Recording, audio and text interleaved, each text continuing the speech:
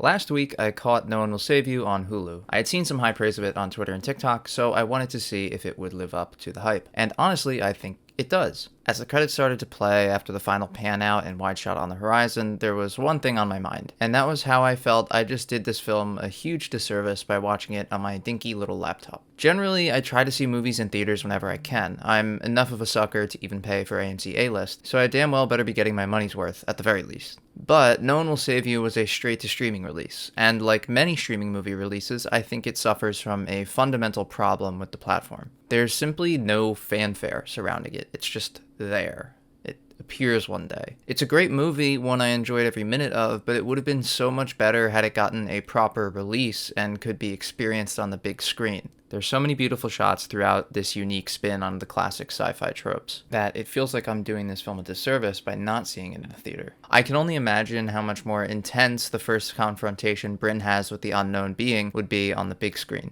Every shadow would be that much larger, every sound would be that much more pronounced, and the music would be vibrating the entire room as you wait for it all to go wrong. No One Will Save You comes with the energy of a movie that's somehow already a classic the day it came out. The shot composition, the framing, the blocking, the set design, all of it feels so true to a big, original blockbuster that would have come out in the 90s or 2000s. Something maybe Spielberg would have done in another universe. Is it as good as a Spielberg movie? No. But the fact that I'm even using that as a point of comparison and putting it in the same sentence as a Spielberg movie should tell you a lot about how good it feels to watch No One Will Save You. Anyone could put this on, and by the end, everyone who had put it on would be thoroughly entertained. And mind you, all of these feelings I had were evoked while I was watching this thing on my laptop lying forlorn in my bed on a Thursday night. I had every opportunity to become disengaged, to check out, to have my attention drift to my phone or any number of other things. But No One Can Save You had me hooked. I was glued to the screen on the edge of my metaphorical seat, trying to unravel its plot threads. What are these things? What do they want? How do they work? How the hell is Brynne going to get out of this? What the hell is Brynne's story? All of these questions and more race through your mind as you're watching, trying to put together the pieces of this movie's puzzle.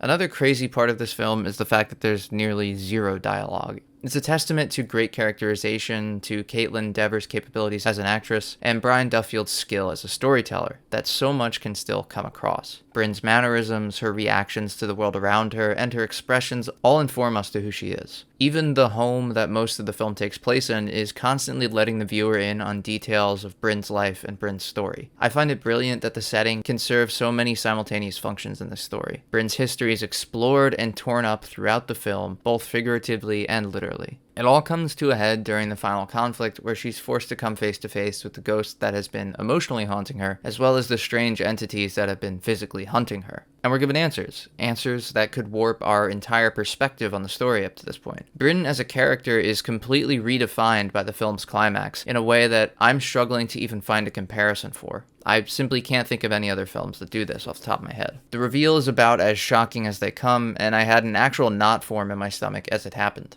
As the film comes to a close and the audience is left in the emotional aftermath of the big revelation, No One Will Save You doesn't let off the gas. The ending is just as perplexing as the reveal itself, and I love the movie all the more for it. It is my opinion that more movies just need to leave the audience wondering, and this is a prime example of how such an idea can pay off. The mysteries that remain unsolved by the film's end keep us thinking. They keep the movie in our mind and have us wonder about the world we just left. It makes us want to come back, to maybe experience that world again and that story again, and recapture the feelings we had the first time we watched it. That mystery, that unknowability that No One Will Save You has at its very core, is what makes it feel special to me. It's altogether fascinating and captivating, and manages to inject that feeling of a movie that feels so familiar, yet a little bit foreign. This is the kind of film that your parents introduced you to on a family movie night back when you were 10 years old and you first started understanding what good stories could really be. They were spectacles that were larger than life, with even bigger characters going through all of it. And spectacles this big and this good deserve to be on the big screen. This is solid, classic sci-fi that plays with all the genre's favorite toys and beats in new and fun ways. I give it a 3.5 out of 5 stars and recommend checking it out whenever you can. Films like these deserve more success and more recognition.